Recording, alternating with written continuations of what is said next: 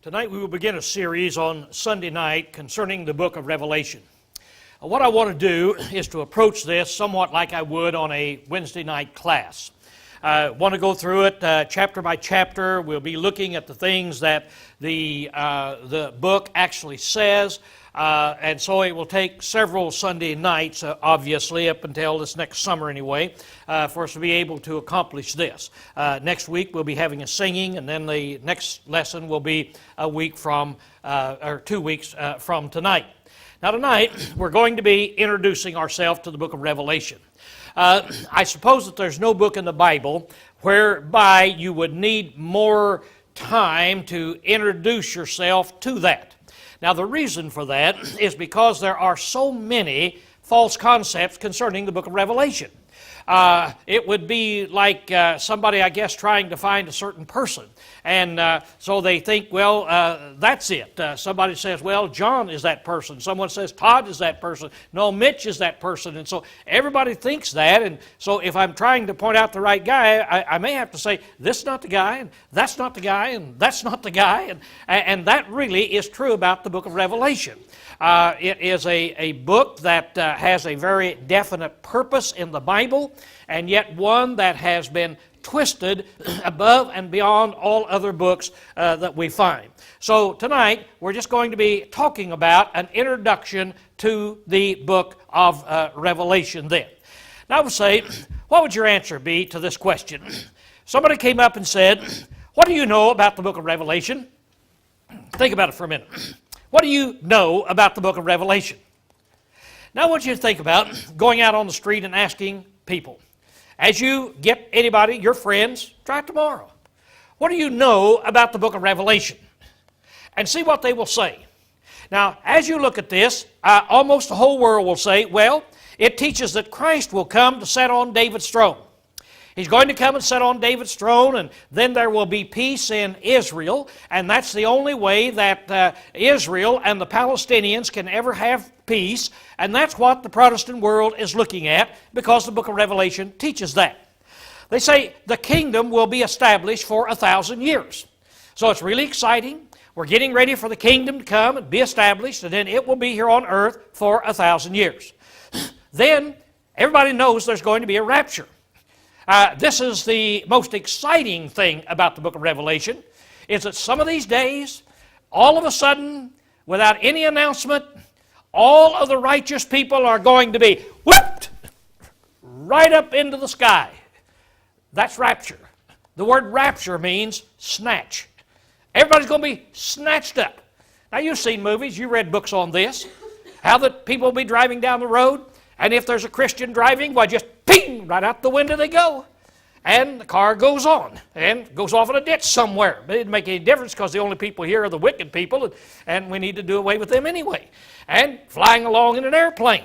And both pilots are heathens, and so they're going to stay there, so that plane stays in the air. But what happens if you get two pilots and they're Christians? Bing, right out the windows they go. There's your plane flying.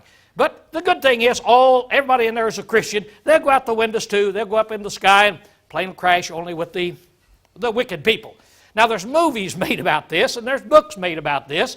And so people say, well, it is that rapture that's there. So everybody knows there's going to be a rapture. Everybody knows, the whole world knows, there's going to be a worldwide battle of Armageddon. The whole world's going to get together. There's going to be a big battle. And Jesus Christ is going to lead the Christians. The Christians will win the battle, and then there's going to be peace on earth for 1,000 years. So only the saints then will reign on the earth for 1,000 years. That's going to be a great time, because that 1,000 years, only people on the earth are going to be Christians.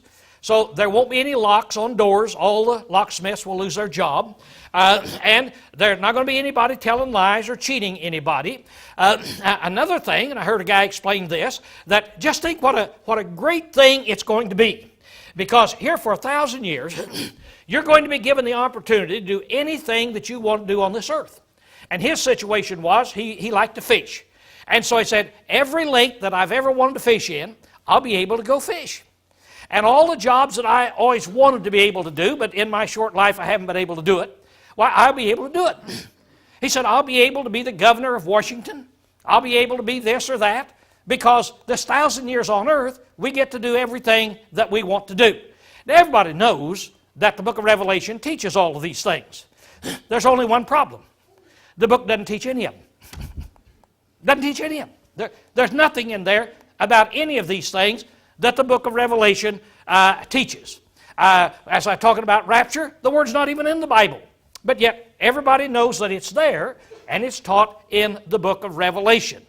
So, what I'm saying tonight is, as we start out, these major things, and about the only thing that everybody knows is in there, is not in there. There's nothing in there about that. So, as we look now at Revelation, that word, what does it mean? The word revelation is a word that we understand, apocalypse. Now, we say, why do we call it apocalypse? Everybody talks about the apocalypse. There's a movie made of the apocalypse that's there. Now, the word apocalypse comes from the Greek word, and the Greek word is apocalypse, by the way. Here it is, the Greek word, apo, as you see, and that means from, and kalypto means cover. So what does apocalypse mean? It means taking the cover from. So it's just like down there, we've got something underneath that cover. Nobody knows what it is. So if you want to know what it is, somebody has to come up, take that cover, pull it off. And when you take that cover and pull it off, you reveal what is under there. So the book of Revelation is going to be a revealing book. It's going to be a book where the cover is pulled off and where we'll be able to see something. Now, the way the world is today and the climate the way it is, we just put the cover on it. We say, man, nobody can understand this, and it's really a bad situation. But not so. That word means that. Now, the purpose is to reveal, not to confuse. And we want to approach it in that way to see what does the book actually say. And when we get into it, I'm not going to be talking about a lot about what this guy says and that guy says. We'll just be talking about, here's what it says. And we'll leave all of these other things, all the other confusion, really behind us. Now, one of the major reasons for confusion, and we have confusion in this world, is by not putting the book where it should be in the Bible. We all know Genesis is the first book. Then Exodus, Leviticus, blah, blah, blah, blah, blah, blah, and on down we come. Christ comes. Then the New Testament starts out, and we have Acts and Romans and 1 Corinthians, and we come on down. And then we have the last book in the Bible is the book of Revelation. Now, you can pick up your Bible, you look at that, and you can see that. What would you do if I took those two books that I'm doing right now, and I turn them around? And I said, now, if you want to study your Bible, you, first of all, don't bother with Genesis. Study Revelation. And then go through all the rest of the Bible and wait until Genesis last, and then you study Genesis. And you'd say, well, Lowell, doesn't Genesis mean beginning? Yeah, yeah. But you see, in order to understand these other books, you have to understand the last book that was written. What would you say to me, see, if I turned it around like that? Now, in essence, that is exactly what is being done. That is exactly what is being done. I'm going to point this out as we go through, and it will become so clear as we put it out here and show here and here, just step, step, step, and it'll be so clear that we'll see this. Now, just to give you an illustration right now, what is the only passage that 99% of the world know in the book of Revelation? What is what does the book of Revelation say? What's the one that people can quote?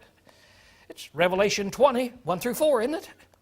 You know about the devil is going to be bound for 1,000 years, then we're going to reign with Christ, and so forth. So we have all of this. Now here's what people do in interpreting the Bible. They go to Revelation. They don't even go to the first chapter. They go clear over to the 20th chapter. They take the first 4 verses. The rest of it doesn't make much difference. You take the first 4 verses, and you read that, and then you put your interpretation on it, and then you say, now, we're going to interpret all the rest of the Bible by Revelation 20, verses 1 through 4. And that's what they do. And we will see that as we go forth.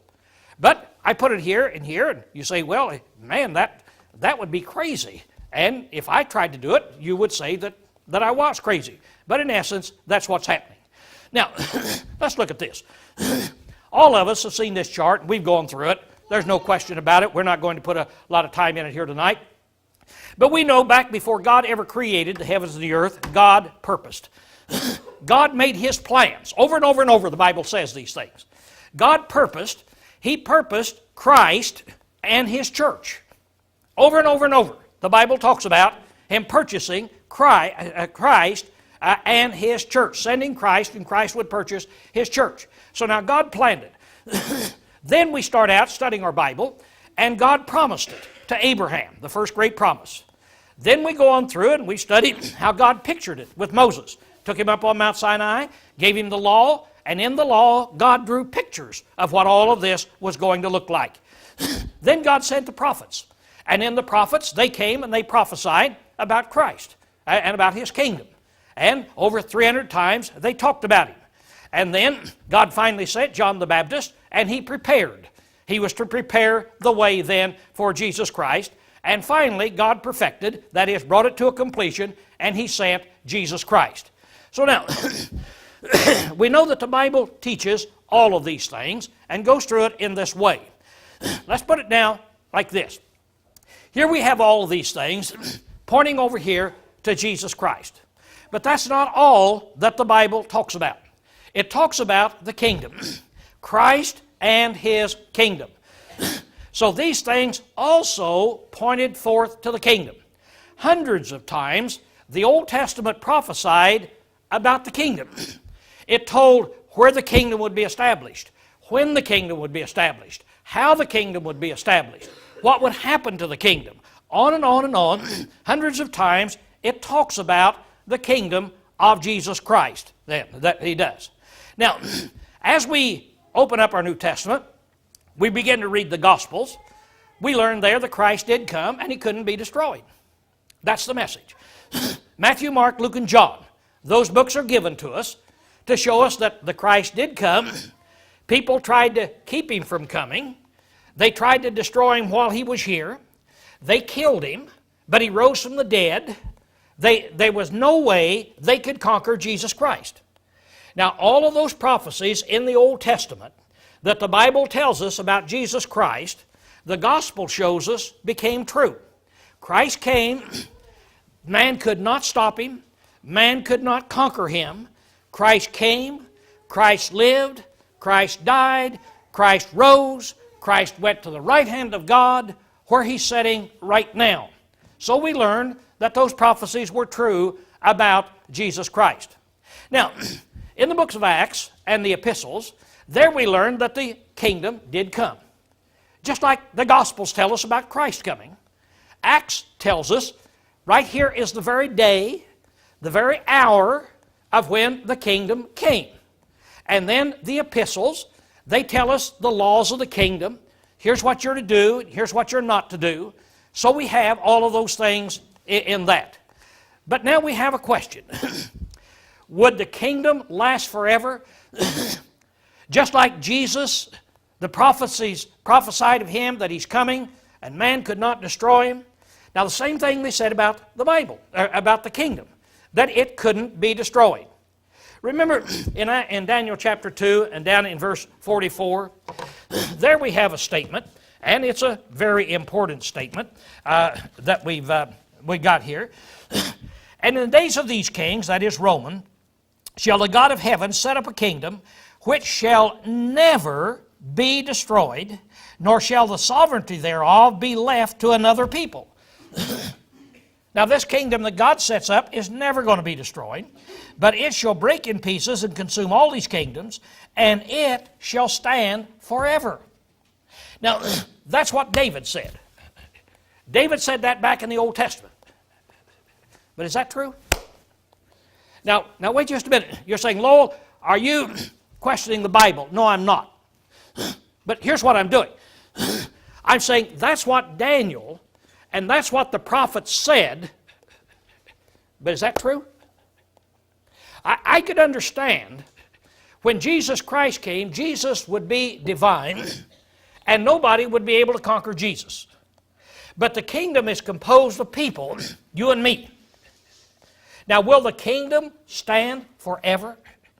Does it have that kind of strength, and does it have that kind of power? Or is there some kind of power that could come on this earth that could destroy the kingdom? Suppose all the world got together. All of the kings of the earth got together. Islam, everybody got together. And they said, we're going to destroy the kingdom of God. Would they have the power? Could they do it? Why, it's, as you look at it from man's viewpoint, you could say certainly they could do whatever they wanted to do. See? So the question is, God said He would establish His kingdom, and it would never, ever be destroyed. Now, is that true? Do we have any reason to believe that might be true? This is the purpose of the book of Revelation. The book of Revelation is given to us to let us know that kingdom will never, ever be destroyed. An interesting thing is that over 400 times in the book of Revelation, in the 22 chapters, over 400 times, it makes reference to the Old Testament. Now, it never goes back and quotes it one time, but it always makes reference to the Old Testament. 400 times in only 22 chapters. Do you suppose that as you start out that would mean that the book of Revelation has any connection to the Old Testament Scriptures? Do you suppose it would mean that in the Old Testament Scriptures we would need to know them in order to understand something about the book of Revelation? A minute ago, I showed you the folly of turning the books around. Now then, look at this. Here's another big mistake we make. The very day we become a Christian, what's the first book we want to study? All of us. Doesn't make any difference what it is. The book of Revelation. What does it mean? Because that's what you hear out in the world. That book of Revelation. Now, I'm not making fun of studying the book of Revelation. The book of Revelation is inspired of God just as much as the book of Genesis. But it has a place. It has a purpose. And if you start studying the book of Revelation, before you start studying those Old Testament books, there's going to be 400 different things in the book of Revelation you don't have any idea what it's talking about. Would that impress us? And we'd say, well, certainly, we need then to put it in proper perspective. Let's take it the way it's supposed to be. Now, there's a reason it's the last book in the Bible. It's the last book in the Bible because it's the book that gives us the promise, shows us what will happen, that kingdom will never, ever be destroyed. And so, there's no doctrine, by the way, in the book of Revelation. As you say, well, what kind of doctrine are we going to learn? None. I don't know of a single doctrine in the book of Revelation. Okay? Well, what are we going to learn? Well, there's certain things we're going to learn, and it's not going to be how to become a Christian, how to worship God, how to organize the church, how to live a godly life. It's not going to be concerning that. The book of Revelation has a purpose. It's to reveal. The book of Revelation is going to just reach down and uncover and tell us a secret. That's really what that book is going to do. Now, what is it it's about? It's the revealing the outcome of the battle of Christ and His church versus Satan and Rome. It's a book of victory. That's what it's all about. It's going to tell us what's going to happen. Now, history shows, and we can see it now, but here it is, we understand that the Caesars were ruling the world as they ruled Rome at that time. The Caesars were beginning to elevate themselves as gods. We'll talk about these things later. They claimed to be a god. They had statues made. They had people to bow down and worship. They had altars where people would go and sprinkle salt upon their altar to proclaim that they were divine. So the Caesars were elevating themselves to the place of deity. So now, in the first century period of time, while the epistles were being written, while Paul was alive, here you have these Caesars elevating themselves as God, and obviously we know what the Christians were teaching. There is but one God. There's going to be a conflict. We're going to come into conflict, and what's going to happen is Rome, with all of its power, and how much power did it have? It ruled the world. So it had all the powers in the world. It had physical armies to destroy. It had false religions of all kinds, idolatry by the millions to destroy. It had all the powers that this world can possibly have. America has a lot of power. Nothing like Rome. Nothing like Rome. If America wants to do something, we say, well, we go in and do it. We just invaded Iraq. But we didn't do it by ourselves. We had to get all those other countries. There's about 60 of them that went in. There's 3 or 4 that said no. Those are the ones we hear about. But here's the only point that I want to make. We would never have invaded Iraq had all the countries of the world said no. Wouldn't even have dreamed of doing such a thing. Rome would have. Rome never asked one country one question about what they should do. Rome had the power. Rome ruled the world. For America to be like Rome, we would have to have the power to be able to tell these countries that we're arguing with, France and Germany and so forth, just to tell them, shut up, or this or that, and give them the orders, and they would do it. We don't have that power. We don't rule the world. Rome did. Now, the battle is coming. It's coming to where the powers of Rome and the Church of Jesus Christ are going to come headlong. Caesar is going to say, you are going to worship me. Now, they were polytheistic. They believed in many gods. So Rome says, we'll let you worship your God if you want to. We'll let you worship Jehovah. We'll let you worship that guy you say is deity, Jesus. We'll let you do it. We don't mind. But you have to worship me. You have to put us on the same level. Now, this is where it comes in conflict. Thou shalt love the Lord thy God with all thy heart. Christians couldn't do it. So now then, Christianity and Rome are going to come head on. What's going to happen in this battle? Is there a force on earth strong enough to destroy the church of God? That's the question. Daniel said there wasn't. But is there? I know Daniel said it, but is there?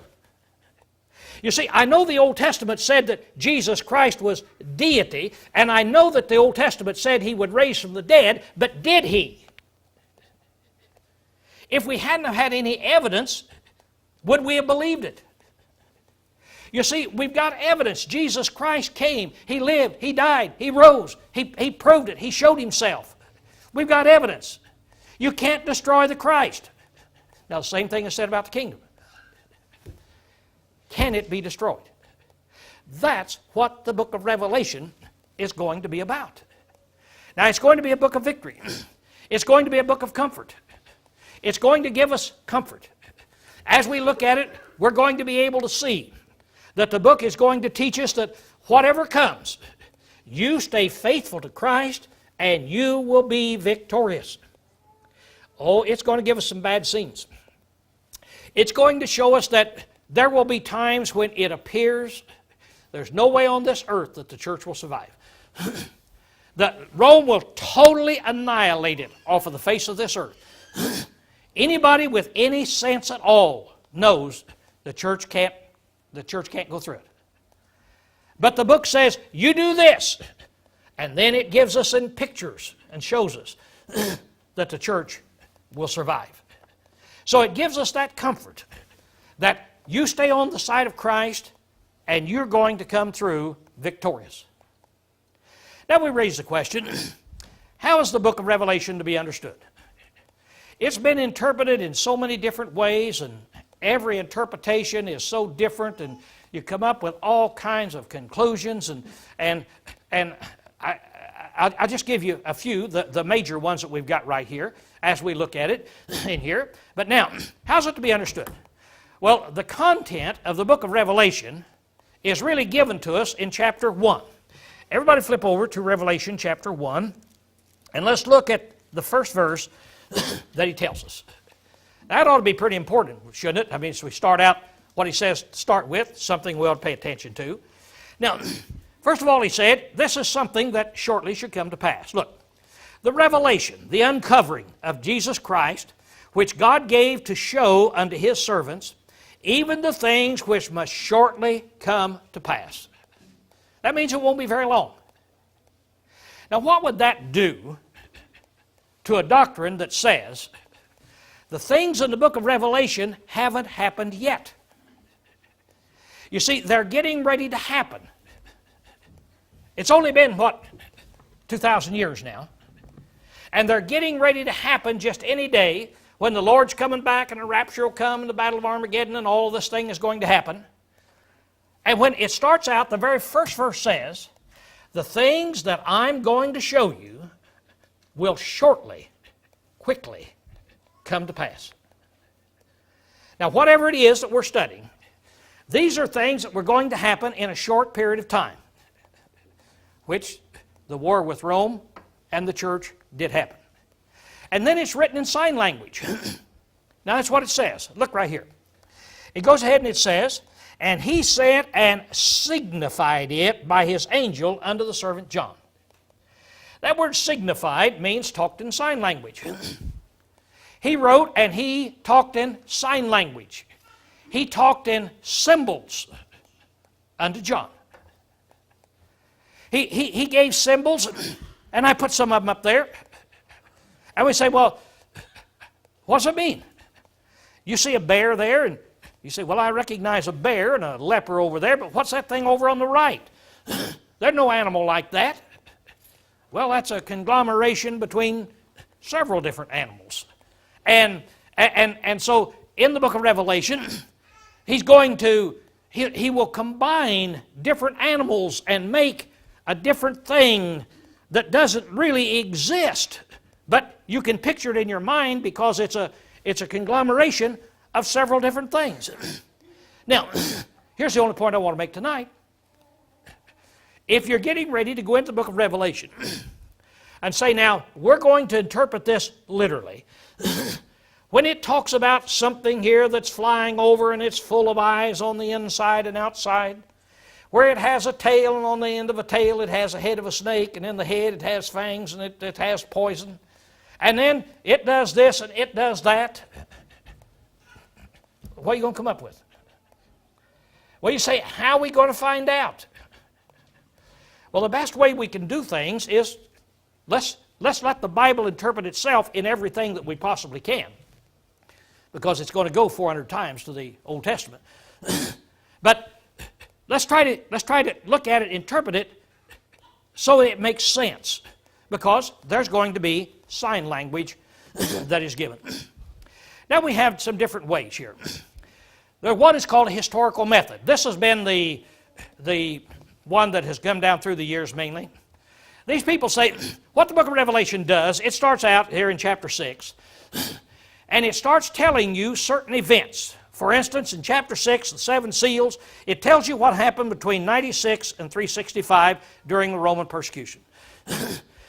Then you move into the trumpets, and that tells you about the barbarian conquest in the 500s. Then you move into the strong angel, and then that tells you about John Wycliffe and Martin Luther that we've been talking about, giving the Bible back to the people. Then the seventh trumpet is the French Revolution and how they rebelled and they lost their papal power at that time. And then in Revelation 13, the beast is talking about the Catholic Church under the Pope Alexander III, and he issued an edict here against the heretics and so forth. So it tells you about that period of time. Then the bowls, decline of the papacy, and Napoleon comes, the emperor, and arrests the Pope. Now, this is just beginning. We've got to go through all 22 chapters. And so every chapter tells you a different thing. Some chapters will tell you about the war in Iraq. And so you would never have known what that meant until this last year. And then this last year you read it and you say, oh, that's talking about the war in Iraq. This guy is talking about George Bush. Yeah. And this is what is happening here. Then you go to the next chapter and say, what's that talking about? Is that talking about George losing the election? Or will he win the election? Well, I'm not sure of what it does. But tell you what, after November I can tell you, see. And so we see these things and we say, oh, that's what it's talking about in there. Well, if that's it, it really gave no message at all to the people of the first century of where they were to read it and find comfort. They were to learn from it. They were to learn from it and so forth. But they wouldn't have the slightest idea, just like we don't have the slightest idea what's going to happen tomorrow. So the historical method, that was one way. Now then, there's problems in here with this, just to kind of give you an idea. It's just highly speculative. Everybody just speculates what it means. Everybody gets a different thing. Some people say this chapter means this. Some people say that chapter means that. Just to give you an illustration. The 666, now that's a number everybody knows, right? See? Everybody knows it. Now, it's been interpreted as Nero, Martin Luther, Diocletian, as man itself, Trajan, Mohammed, the Pope, Benedict IX, Napoleon, and right on down the line. And you say, well, how do they do it? All right, what they do is they will look at this. They'll take Nero or Luther or the Pope, take any one of them, and you spell that out in Greek. Now, in Greek, they don't have numbers, 1, 2, 3, 4. The number 1 is A, and the number 2 is beta, B. Number 3 is gamma, and on down the line they go then. They use their letters. They put them together. So you take the letters, you add them all up, and you come up to 666. Now the problem is, in none of those guys do the letters come up to 666. So you say, well, what do you do? They say, well, let's put a title on in front. Let's put Caesar Nero. And we'll try that. See if that comes up to 666. And it doesn't. Well, since it doesn't do it in Greek, let's try it in Hebrew. It doesn't work in Hebrew. Let's try it in Latin. It doesn't work in Latin. So the last thing that most of them do is then, they say, well, look, there's lots of different spellings that you can have, and we've tried the correct spelling. Let's knock out a letter or two. Let's suppose they didn't spell their name that way. It's like you could make me into that 666. No jokes about that. But yeah, you could make me in 666. You add it up, and it won't come out that way. But then you say, well, okay, Lowell preacher, and then that'll give you a few more. And then it'll probably go over the 666. And then you say, well, let's try it with, instead of 2 L's on Lowell, let's just put 1 L on Lowell. See? And then you try it. And and so you start adding and subtracting. And this is the way it goes. And you look at it and you say, well, could anybody be certain? No. That's the problem with all that. Now then there is the premillennial view. We're going to talk a great deal about that later on. But this is where they hold that Revelation deals with upcoming battles of Russia and China and Palestine and all these things in the 1,000-year period. And you've heard of Hal Lindsey especially in all of this. Now there's some problems with all of this. We're not going to look at these scriptures. We're going to tell you some problems. It makes Jesus a false prophet. You have to take that passage. You have to knock it out. It means the Gentiles can't be saved yet until Jesus comes again. It belittles Christ's church. makes it unimportant, which the Bible says it is the wisdom of God. It makes the first coming of Jesus a failure. He didn't do what he intended to come. It mixes up Judaism and Christianity, and it denies that Christ is reigning now. So all these things it does in there. So you say, well, that's probably not what it's talking about. Then you have dispensationalism. Now this claims that there are certain ages, dispensations, that here it is, there's 100 years here and 500 years here and 300 years here and so forth. And so guess where they get it? They go to Revelation 2. Might just want to pick over Revelation 2. Look here. Verse 1. To the angel of the church in Ephesus write. He writes Ephesus a letter. Now let's look down verse 8. And to the angel of the church in Smyrna write. And you start in, and there are 7 churches that he writes letters to. And he said, now here's what you are. Here's the kind of people you are. Here's the mistakes you're making. And here's what you need to do. Now, instead of taking those letters as letters, what you do is that you say, now, the letter here to the Ephesians, this is the Ephesian age, which was from 50 to 170 A.D. Now, you've got to be pretty smart to know the dates. Because you say, how do you get the dates? You get the dates because you're pretty smart. See? That's how you get them. Then the next one, Smyrna, is from 170 to 312. And then the next one, and we just go on and on. Each letter that they've got there is telling about the church at a different period of time that's in there.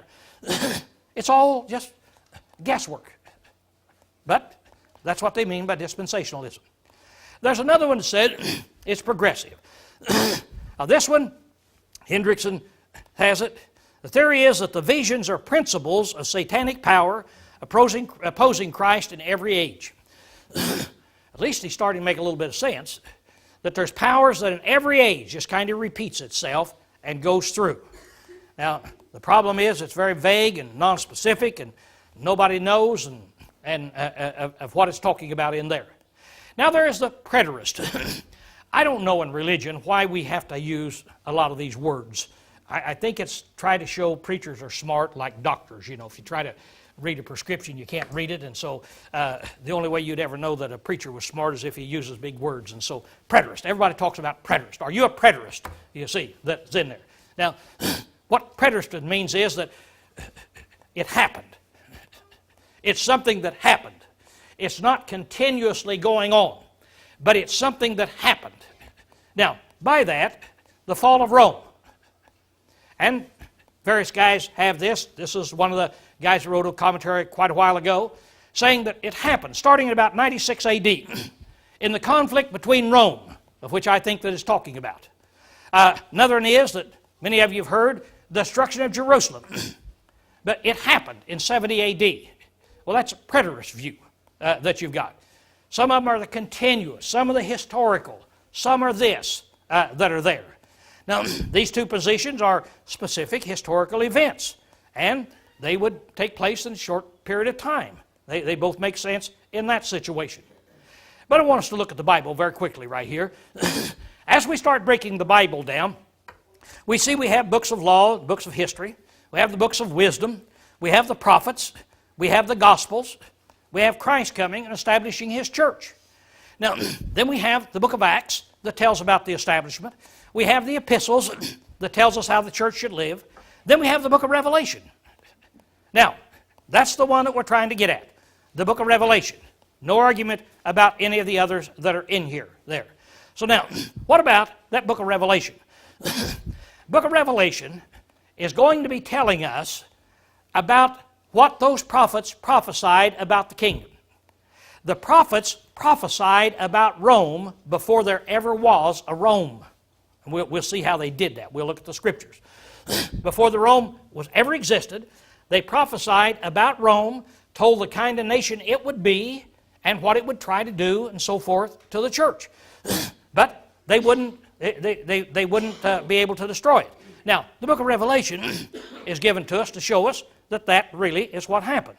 As we take these prophets and we look at the church, we could go to the book of Daniel, Daniel 2, and we're going to go back and look in our preparatory introductions that we've got, because some of these things in the Old Testament you just have to look at to know, to be able to make sense out of the book. But in Daniel 2, here it is, we're going to get a detailed description of when the church will be established. He's going to give it to us, and he's going to tell us it's in the days of the Roman government. In Daniel 7, he's going to do the same thing. Tell us about the church or the kingdom being established. Now then, in Daniel chapter 2 and verse 44 and 45, there is where he says that the kingdom will be set up and will never be destroyed. In Daniel 7:17, I want us to quickly look over there. And again, this is just introductory material. We'll cover it again. But introductory material, as you start out, here it is. It shows that the kingdom was established, and there were these great kingdoms that was trying to destroy it. And then down in verse 21, I want to go down there. I beheld, and the same horn made war with the saints, and prevailed against them. Now this government made war with the saints and prevailed against them. In other words, it was whipping the saints, just whipping them up real good. Until the Ancient of Days came, this government was whipping up on the saints really good until the Ancient of Days, God came, He intervened, and judgment was given to the saints of the Most High. God made a decision. The saints will win the battle. And the time came that the saints possessed the kingdom. Now, as you read that, you might say, I don't understand the little horn, I don't understand this, I don't understand that. We'll talk about that, but here's one thing you do understand. The Old Testament teaches that the kingdom would be established in the days of that fourth government, and there was going to be a mighty persecution against the saints, and it appeared that they were going to lose the battle, but God will intervene. And when God intervenes, the saints will come out victorious. That is what the book of Revelation is going to be about. That's where we'll pick up our story the next time. Should you be here tonight and you need to respond to the gospel call, we give you the opportunity while we stand and sing one verse of the song.